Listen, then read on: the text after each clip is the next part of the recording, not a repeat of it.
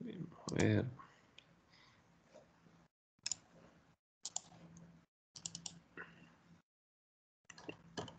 Bien, vamos a comenzar con el siguiente ejercicio, jóvenes. Estos problemas que yo voy a resolver el día de hoy están dentro de la guía. Bien, no voy a ir en orden, ¿verdad? No voy a comenzar desde la primera parte, sino que voy a estar haciendo así problemas variados. Bien, este primer ejercicio lo pueden ver en la guía. El problema consiste en lo siguiente. Tenemos que hacer una demostración basado en el teorema de Stokes. Tenemos que utilizar el teorema de Stokes para la función vectorial b igual a y en la dirección z, usando la superficie triangular de la figura. Fíjense bien, se nos va a pedir en muchos problemas demostrar que se cumple el teorema de Stokes o el teorema de la divergencia. Entonces, el teorema de Stokes es un teorema que relaciona una integral de superficie con una integral de línea, pero la integral de línea tiene que ser cerrada y la integral de superficie abierta. Entonces, para poder aplicar el teorema de Stokes a esta figura, necesitamos de que esta figura sea una superficie abierta. Entonces, como ustedes ven aquí en la figura, podemos ver que la superficie es un triángulo y es una superficie abierta. ¿Cómo reconocemos cuando la superficie es abierta? Es abierta cuando la superficie está limitada por un perímetro. En este caso, el perímetro es un triángulo, como ustedes ven, y las flechas en el borde de la superficie, estas flechas representan la dirección de la superficie. Las superficies van a tener una dirección indicada por estas flechas. Entonces, ¿qué significa esto? Que con la regla de la mano derecha, yo voy a enrollar los 4 dedos de la mano derecha siguiendo las flechas de esta superficie. Entonces el pulgar va a apuntar hacia arriba. No exactamente en la dirección de Z, pero sí va a apuntar saliendo de la pantalla hacia arriba, de manera que nosotros con eso podemos ver en qué dirección va a ir el elemento de superficie, ¿de acuerdo? El vector de superficie siempre tiene que quedar perpendicular a dicha superficie. Entonces, nosotros aquí podemos elegir el orden en que vamos a integrar. Podemos hacer la integral de línea o podemos hacer la integral de superficie. Primero, lo que tenemos que hacer al final es comprobar que las dos integrales dan lo mismo, ¿de acuerdo? Entonces, ustedes ven que este triángulo toca a los ejes en estos puntos a, 0, 0, 0,2a,0 y 0,0a. Bien, entonces vamos a ver. Aquí tenemos la figura. Fíjense bien en algo que estoy colocando acá en la figura. Estoy poniendo en cada lado, como el triángulo tiene 3 lados, a cada lado le estoy poniendo un nombre. Este es el lado 1, el lado 2 y el lado 3.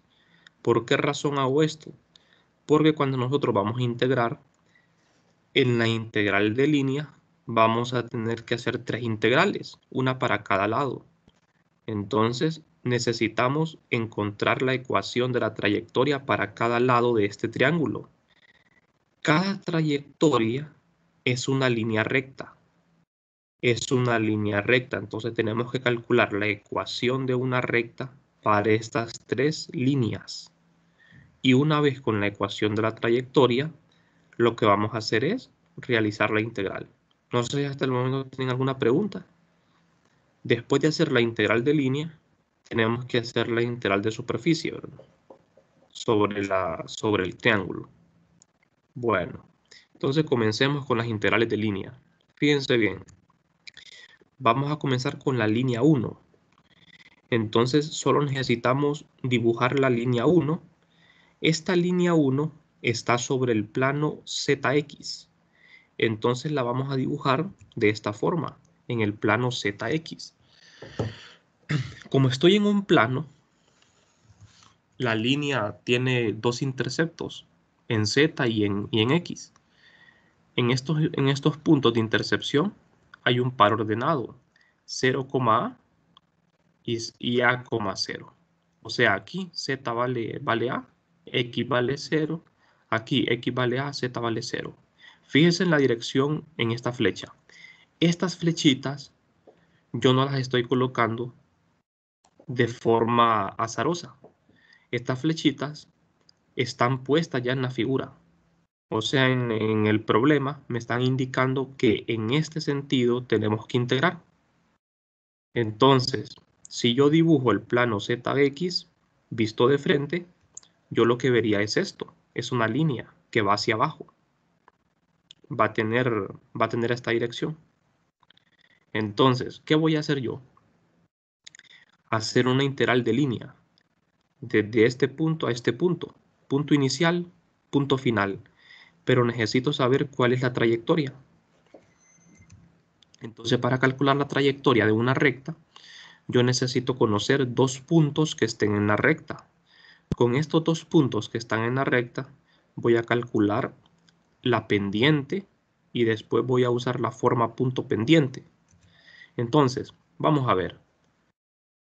En la recta 1 tiene las siguientes características. Y igual a 0 y d de y igual a 0.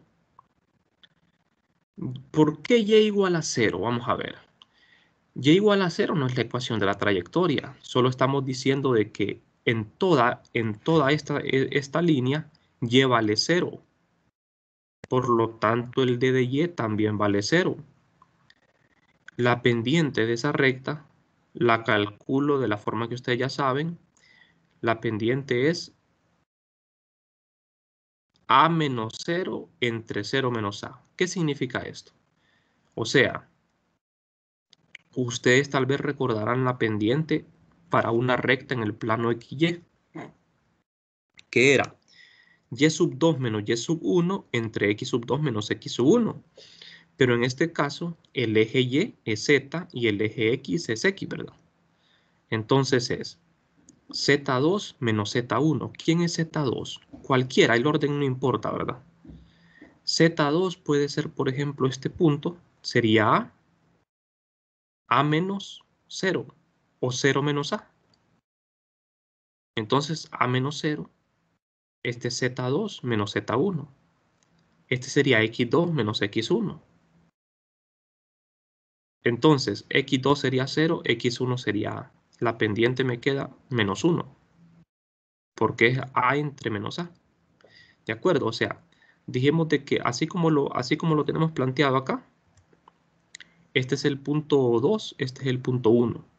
¿De acuerdo? Este es el punto 2, este es el punto 1, pero eso es irrelevante, porque podemos poner este como el punto 2 y este como el punto 1. El orden ahí no importa en el que se haga la resta, ¿verdad? Lo importante aquí es que la pendiente me quedó negativa. Este signo me está indicando, ¿verdad?, la dirección de la inclinación. Bueno, ahora utilizamos la forma punto pendiente.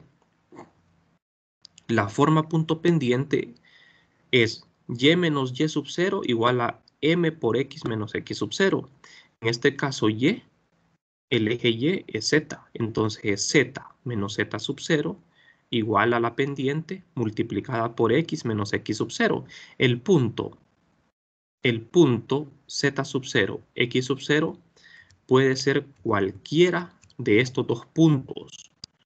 Nosotros, por ejemplo, aquí tomamos este como el punto z sub 0 y x sub 0, de manera que z sub 0 es A y x sub 0 es 0. De aquí despejamos z y tenemos que z es igual a menos x más a. ¿Qué es esto que acabo de encontrar acá? Es la ecuación de la trayectoria. No sé si hasta aquí tienen alguna pregunta, jóvenes. Acabo de encontrar la ecuación de la trayectoria. Z igual a menos x más a. Es una línea recta. La pendiente es negativa, es menos 1. Bien, entonces, ¿cuál es el siguiente paso? Si tenemos la ecuación de la trayectoria, lo que vamos a hacer ahora es escribir el diferencial de línea. escribir el diferencial de línea y también el hacer el producto punto con el campo vectorial. Vamos a ver, ¿quién me podría decir? Estamos trabajando este problema en coordenadas cartesianas. ¿Por qué en coordenadas cartesianas? Porque lo que tenemos es una figura formada por lados rectos. No sé si me explico acá. Si tienen preguntas pueden hacerla, ¿verdad? Estamos usando coordenadas cartesianas. ¿Pueden apagar su micrófono, por favor? Todo. Estamos usando coordenadas cartesianas en este problema porque todos los lados de la figura tienen lados rectos. Son lados rectos. Entonces, por eso es necesario, ¿verdad?, hacer uso de coordenadas cartesianas. Con la ecuación de la trayectoria, yo puedo ahora obtener el diferencial de línea. Si z es igual a esto, ¿quién es d de z? Es menos d de x. D de y es 0, porque y es 0, es constante. D de z es menos d de x. Ahora bien, vamos a ver, aquí en este problema yo me estoy saltando un montón de pasos, ¿verdad? O sea, porque los problemas son bien largos. El diferencial de línea en coordenadas cartesianas es d de s igual a d de x en x más d de y en y más d de z en z.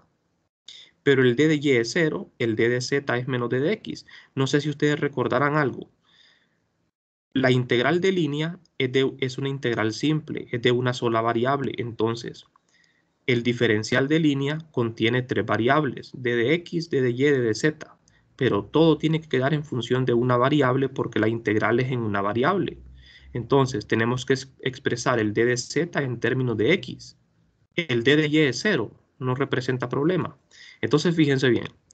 La integral es una sola, integral simple, de una variable. Aquí, esto que ven en paréntesis es el diferencial de línea, el d de s o d de r. Es lo mismo, ¿verdad? El d de s es d de x en x más d de y en y más d de z en z. Pero d de y es 0 porque y vale 0. D de z es menos d de x. Entonces sustituyo el d de x, el d de z por menos d de x, el d de y igual a 0. Y todo en el integrando me queda en función de x. Pero ¿qué pasa aquí? Este es el campo vectorial, jóvenes. Recuerden que la integral de línea es campo vectorial punto el d de s. ¿Qué pasa? Este es el campo vectorial y en z. ¿Por qué se hace 0? Porque en esta trayectoria y vale 0. No sé si ustedes recuerdan que cuando nosotros hacemos una integral de línea, tenemos que evaluar el valor de las variables en el vector. Este es el campo vectorial, y en z. Pero como y vale 0, toda la integral se anula. Por lo tanto, me queda 0. Y fíjense en el límite de integración. Voy de 0 a a. ¿Por qué de 0 a a? Porque nosotros estamos integrando en x, ¿verdad? En x. Fíjense bien, la integración es en x. Entonces, si ustedes se van a la gráfica, ustedes ven que en x, siguiendo la flecha, voy de 0 hasta a. Si esta flechita fuese al revés, en x iríamos de a 0, pero no voy de 0 a por esta flecha. ¿Estamos de acuerdo en eso, verdad? En x integramos de 0 a. Pudimos haber integrado en z esto. ¿Qué dicen ustedes? En vez de integrarlo en x, ¿pudimos haber integrado en z o no?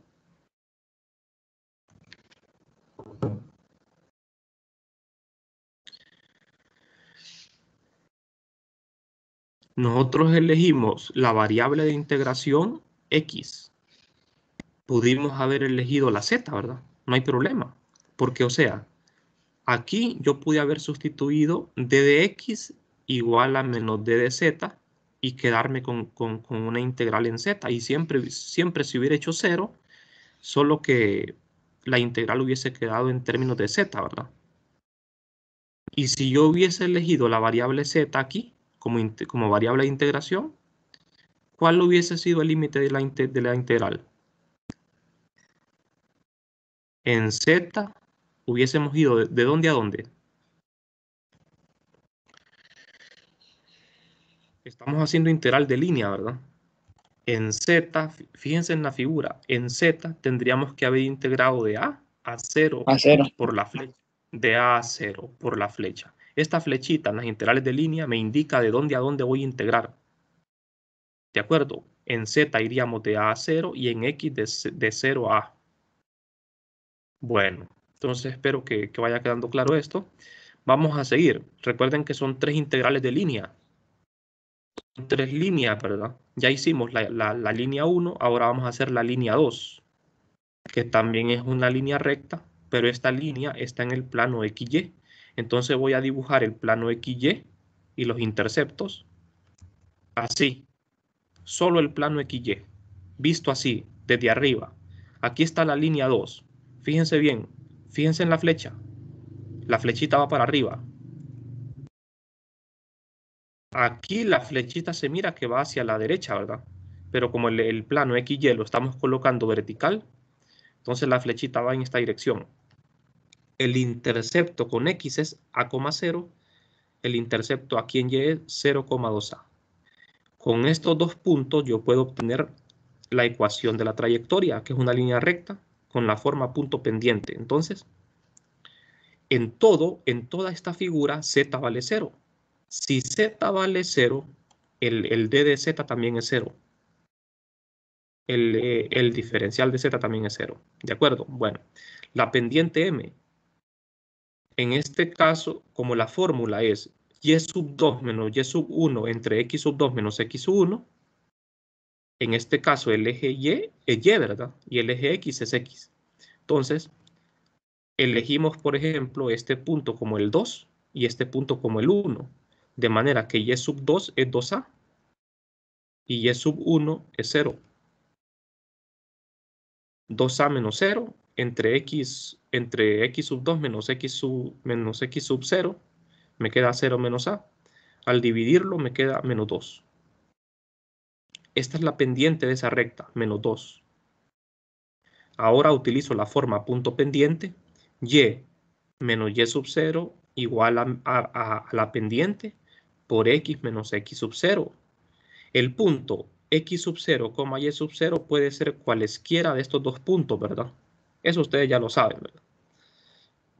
Entonces aquí nosotros tomamos el punto 0, menos 2A, 0,2A como el punto X sub 0, Y sub 0. De manera que hago la resta Y menos 2A igual a menos 2 por X menos 0. Simplifico y despejo para Y.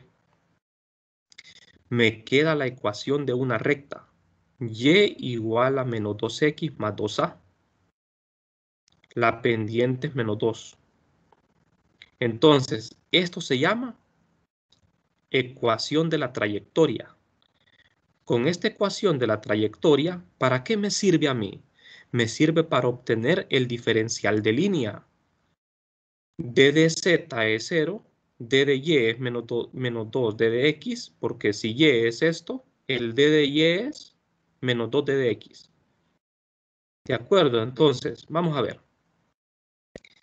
La integral de línea quedaría así. El vector punto el diferencial de línea. El diferencial de línea tiene 3 componentes, D de X, D de Y, D de Z, pero el D de Z es 0, por eso ni lo escribimos aquí. D de X queda como D de X, pero D de Y se cambia por menos 2 D de X. Aquí está, ¿ves? Aquí es 2, aquí hay un error, aquí no es Z, ¿verdad? Aquí es menos 2 D de X en la dirección de Y. Pero este integral es 0. ¿Por qué es 0 este integral? Vamos a ver, ¿por qué es 0 este integral? La integral se hace de A a 0. Por el producto punto de los vectores unitarios. Exactamente, ¿verdad? Z.x es 0, Z.y es 0. Inmediatamente ustedes ven que la integral se anula sin necesidad de hacer, ¿verdad? Aquí más cálculos. La integral es 0. Bueno, solo nos queda una integral. La línea 3. Al sumar las tres integrales, tenemos una integral de línea en una curva cerrada. Recuerden que en el teorema de Stokes, la integral de línea es cerrada. Hay tres líneas que se cierran, ¿verdad? Entonces, la curva 3 es una recta que queda en el plano ZY. Entonces, colocamos el plano ZY así. La línea va hacia arriba, los interceptos son estos. Con estos dos puntos obtenemos la ecuación de la recta. La pendiente, fíjense bien, en el plano ZY, x vale 0. Por lo tanto, el d de x vale 0. La pendiente me quedaría z2 menos z1 entre y sub 2 menos y sub 1. Me queda menos 1/2. Luego, la forma punto pendiente, z menos z sub 0 igual a la pendiente por y menos y sub 0. Despejo para z y me queda esto. Esta es la ecuación de la trayectoria. Ahora, con la ecuación de la trayectoria, sacamos el diferencial de d de z. Me queda esto. D de z en función de y. O sea que yo voy a integrar en y. Planteamos la integral de línea. Aquí ponemos el vector siempre es el mismo, no cambia, ¿verdad? Punto, el diferencial de línea. Lo que va cambiando en todas las integrales es el diferencial de línea, porque la ecuación de la trayectoria es diferente en cada integral. Entonces, d de y en y, más el d de x es 0 y el d de z es igual a esto, menos 1/2 y en la dirección z. Fíjense que los vectores unitarios no se cambian. Aquí es y unitario, aquí es z unitario. La integral es en y. La variable de integración es y.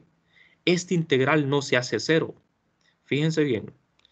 Al hacer el producto punto, z.y es 0.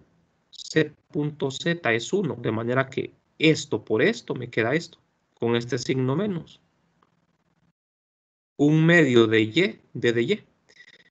Los límites de integración en y. Voy de 2a 0. ¿Por qué? Fíjense bien la flecha. En y vamos de aquí, de derecha a izquierda. De 2a 0. Por la flechita, ¿verdad? Bien. Entonces, no sé si tienen alguna pregunta hasta el momento. Fíjense bien, yo les recomendaba cuando estudiamos este tema de que siempre en las integrales de línea ustedes tienen que colocar el sentido en los límites de integración. Porque mucha gente, muchos estudiantes, lo que hacen es que le ponen el signo a los vectores unitarios. Pero eso no se lo recomiendo. Eso lo va a llevar a cometer un error. Si ustedes le ponen aquí que voy en la dirección de menos y, le ponen un signo menos al y unitario, la integral les va a salir mala. Entonces, siempre el sentido lo vamos a colocar en los límites de la integral. De acuerdo, voy de 2a 0. Entonces, al hacer la integral, me queda y cuadrado entre 2 multiplicado por este 2 es 4. Integro de 2a a 0. Al hacer la integral, la evalúo y finalmente obtengo esto, a cuadrado. Fíjense bien, las tres integrales de línea sumadas dan a cuadrado, porque las anteriores fueron 0. De manera que toda la integral de línea es a cuadrado. Ahora bien, no sé si tienen alguna pregunta. Vamos a pasar ahora, como estamos demostrando el teorema de Stokes. Ya hicimos la integral de línea. Ahora vamos a hacer la integral de superficie. Vamos a integrar en la superficie del triángulo, que es una superficie abierta. Para hacer el teorema de Stokes, la integral de superficie, en la integral de superficie aparece un producto, un rotacional, el rotacional de A. ¿Quién es A? Es el campo vectorial. Hago el rotacional en coordenadas cartesianas. La primera fila pongo los vectores unitarios, en la segunda las derivadas parciales y en la tercera fila las componentes de A. Las componentes de A son 0 en X, 0 en Y y Y en Z. Bien, de manera que al hacer es esto el determinante para obtener este producto vectorial, me queda esto al hacer el determinante. Todos saben cómo hacer esto, ¿verdad? Yo se lo expliqué en clase, en forma cruzada, como un determinante. Al final nos queda solo X unitario. Todo este producto vectorial, este rotor, da igual a X unitario. Ahora bien, tenemos que calcular la ecuación del plano. Necesitamos conocer la ecuación del plano. ¿Por qué? Siempre que uno va a integrar en una superficie, uno necesita la ecuación de la superficie. Si yo voy a integrar en la superficie de una esfera, necesito la superficie de la esfera, ¿verdad? Aquí voy a integrar en un plano, es un triángulo, es un plano, ¿verdad? Necesito la ecuación de ese plano. Pero vamos a ver, jóvenes, vamos a ver. Ustedes notan algo, no sé si notan algo extraño en esta figura. Con respecto a la integral de superficie, no sé si notan algo bastante extraño en la figura.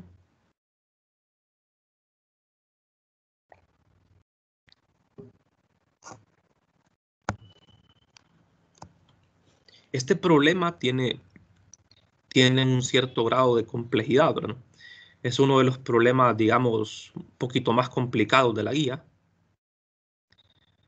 La razón es bien sencilla, no sé si ustedes la notan.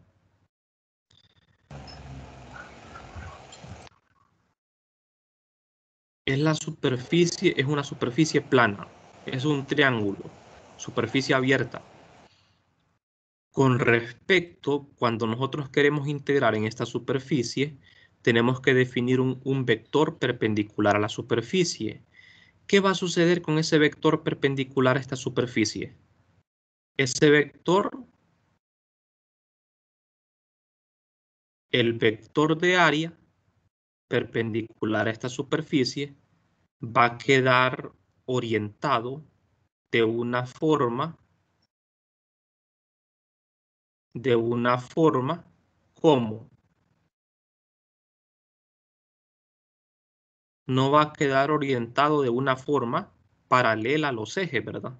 O sea, ese vector de área no va a ser paralelo ni a X, ni a Y, ni a Z. Va a quedar arbitrario, o sea, de una manera, digamos, orientado de una forma que no sea paralelo a ningún eje. Entonces tenemos ese inconveniente en este ejercicio, de que ese vector de área lo tenemos que encontrar haciendo operaciones, ¿verdad? Operaciones,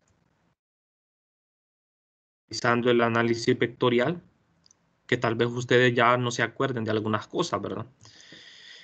Vamos a buscar la ecuación del plano primero. Eso es lo que primero vamos a hacer, la ecuación del plano. ¿Cómo obtenemos la ecuación de un plano? Lo podemos obtener de varias maneras. En este caso, podemos calcular la ecuación del plano buscando dos vectores que estén en el plano y haciendo un producto cruz. Tenemos dos vectores en el plano, fíjense bien. El vector Px y el vector Pr. Yo los construyo estos vectores.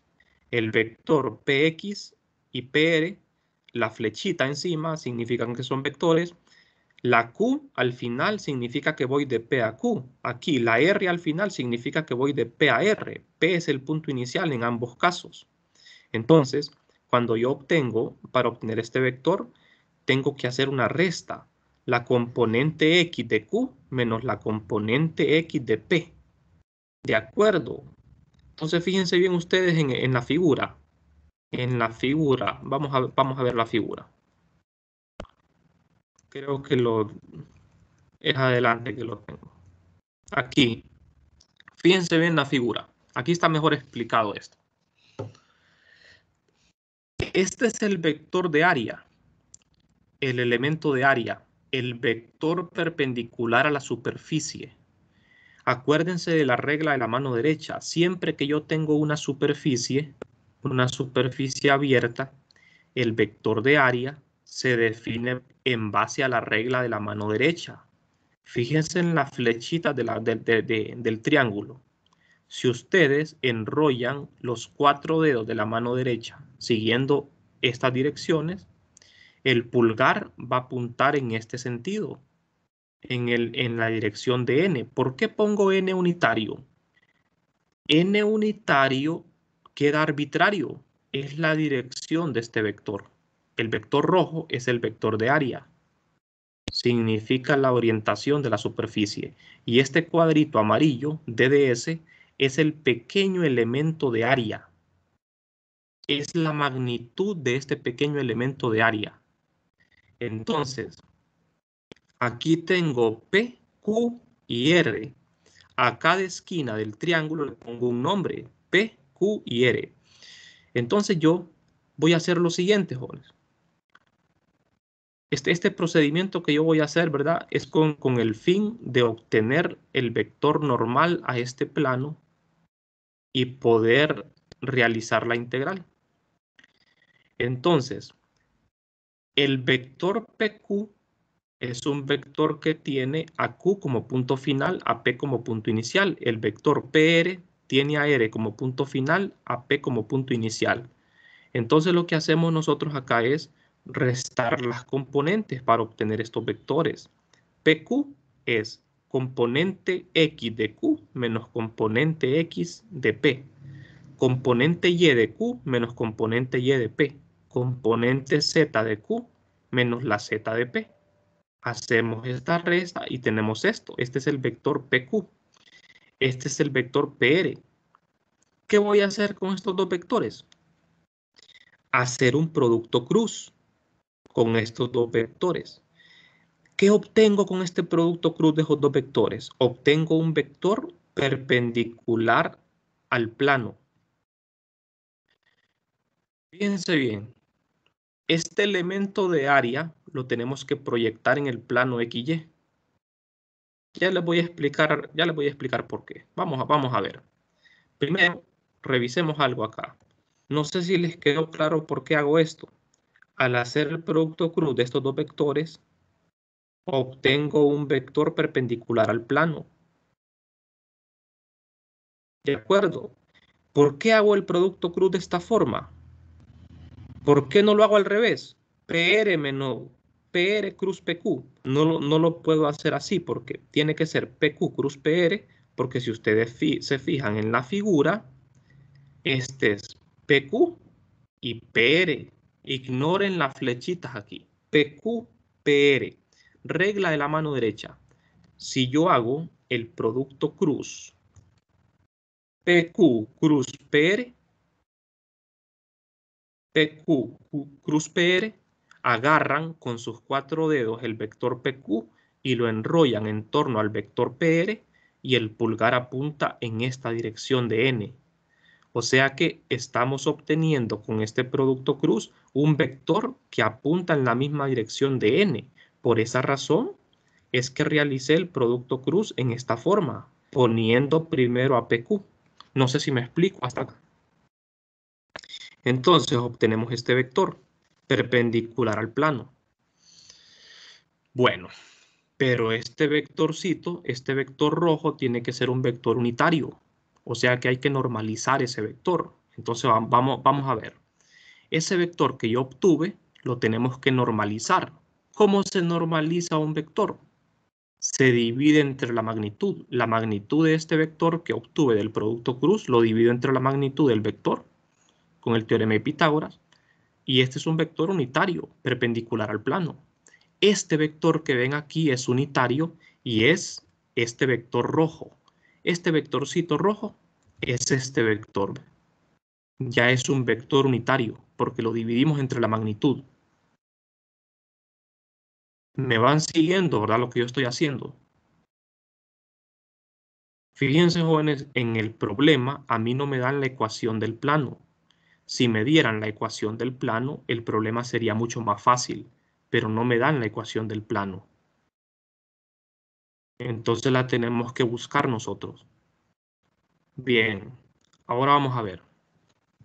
Esto que vamos a hacer ahora, tal vez a ustedes les va a confundir un poco, pero tienen que volver a repasar este ejercicio.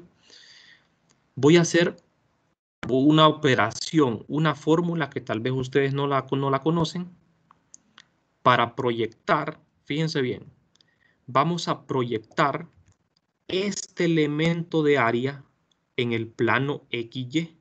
Lo podemos proyectar en cualquier plano, ya sea en el ZX, en el ZY o en el XY, pero lo vamos a proyectar en el XY. Este pequeño elemento lo vamos a proyectar en el plano XY. ¿Por qué lo vamos a proyectar en cualquiera de los planos? Porque cuando yo realice la integral de superficie, yo tengo que hacer la integral en uno de los planos. No puedo hacer esta integral en este plano porque la orientación de n queda entre vectores. N tiene componente x, y, z. La integral se me va a hacer muy difícil. Entonces lo más fácil es proyectar este plano en el plano XY y hacer la integral en el plano XY. Vamos a ver. Al hacer esta proyección aquí, el vector perpendicular a esta área sería z, hacia arriba. ¿De acuerdo? Entonces, con esta formulita del análisis vectorial, n.dds.z nos queda ddx, ddy. Ya está proyectado. Esto es una proyección la que estoy haciendo. Fíjense bien. ¿Quién es dds? dds es el pequeño elemento diferencial de área sobre el triángulo. Cuando yo lo proyecto, me queda ddx entre dy entre la magnitud de n.z.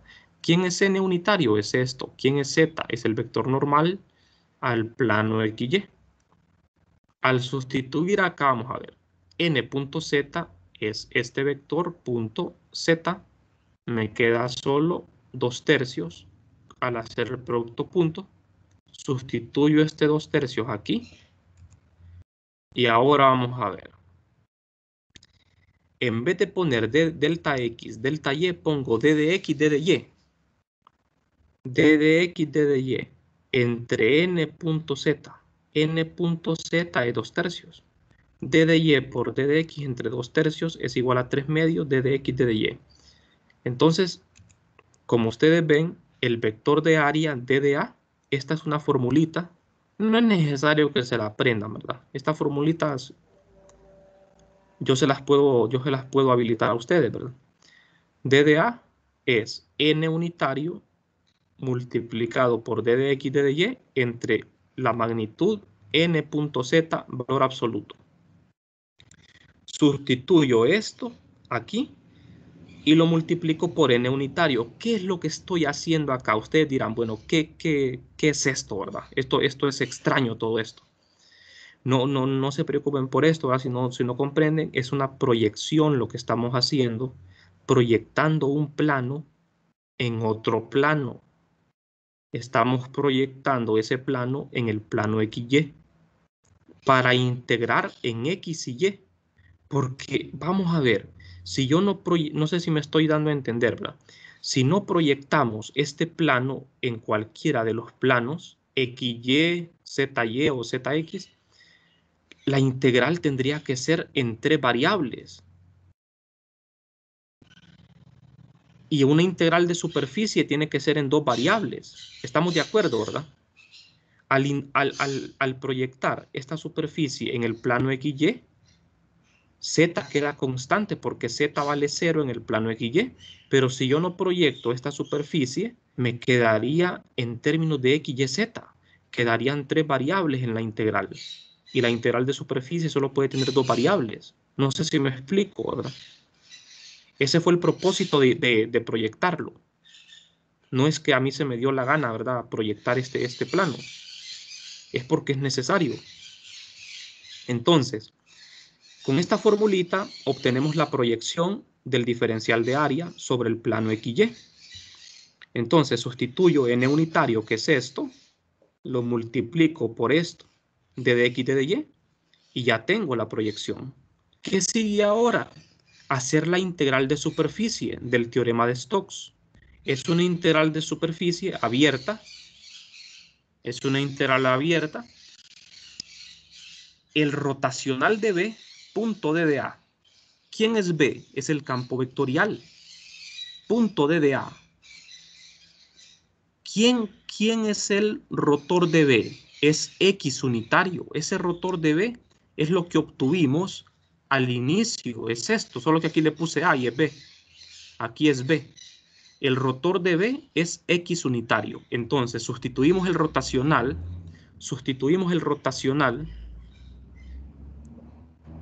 de B igual a X unitario, producto punto con el DDA, que es todo esto. Hacemos la integral en el plano XY, jóvenes. Miren, la integral es en X y Y. En X integramos de 0 a A y en Y integramos de 0 a esto, que es una recta. No sé si me estoy... ¿estamos claros hasta acá? En X integramos de 0 a A y en Y vamos de 0 a menos 2X más 2A. Esta es una integral iterada. ¿Por qué razón así? Vamos a ver la figura.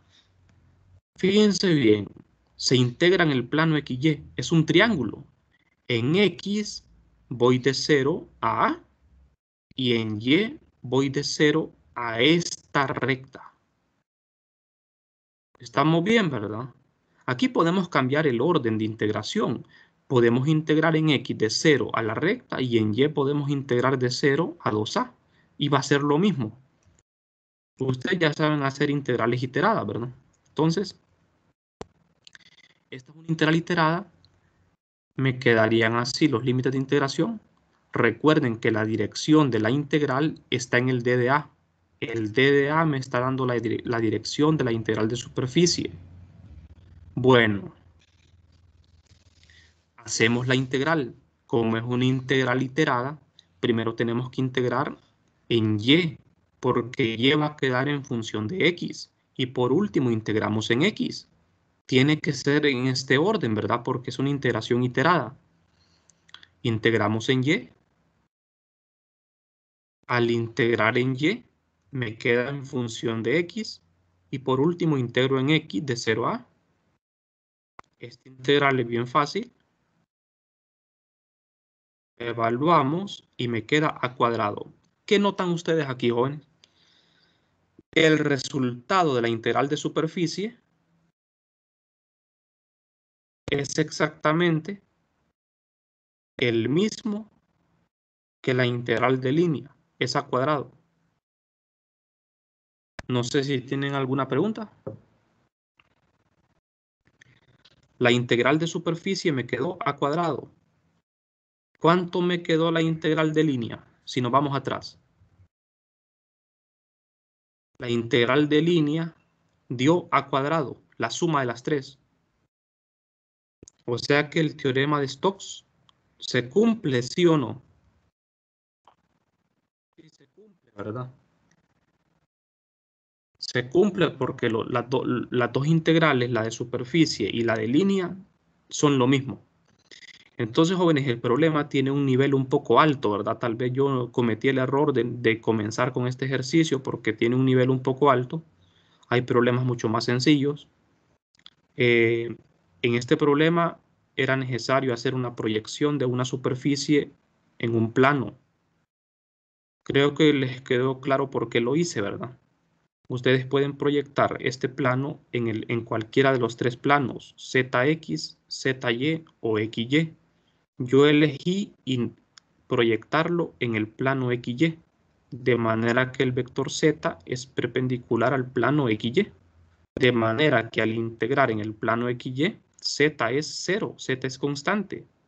Y la integral de superficie solo puede tener dos variables. Si nosotros integramos en este triángulo tiene una ecuación entre variables, x, y, z. Y en la integral de superficie no puedo tener tres variables, ¿de acuerdo? ¿No? Entonces, para evitar ese problema en la integración es que tenemos que proyectarlo. Ese problema solo ocurre cuando las superficies están orientadas de esta forma. Si este triángulo lo hubiésemos puesto recostado en cualquier plano, no hubiésemos tenido ese problema. El inconveniente es que el triángulo está recostado de esta forma. Por eso es que el problema se vuelve un poco más complejo, ¿verdad? Y es necesario hacer esta proyección que ustedes ven acá. Bueno, entonces no sé si hay preguntas. Si no hay preguntas, me voy a quedar por aquí el día de hoy. Vamos a seguir mañana haciendo problemas. Ustedes tienen que trabajar la guía, ¿verdad? Tienen que hacer ejercicios de la guía, empezar con lo que es cambio de coordenadas. Yo en la clase no me dedico tanto a hacer